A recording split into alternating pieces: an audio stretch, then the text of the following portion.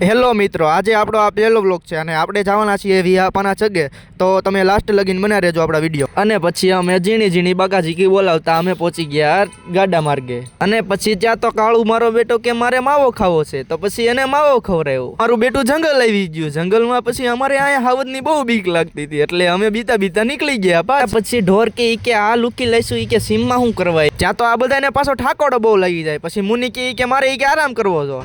જ્યાં એ બધા આરામ કરતા હતા ત્યાં મને એમ ચૂક લાઈન આ બધા હાટું પાણી ભરતા આવું. એ ધોરિયામાંથી પાણીની બોટલ ભરી. અને પછી એ ભાઈ સેલા ઠેકા છે એ ભાઈ, અમે એ તો અમારું મન જાણે હો ભાઈ. અને પછી અમે બાકાજી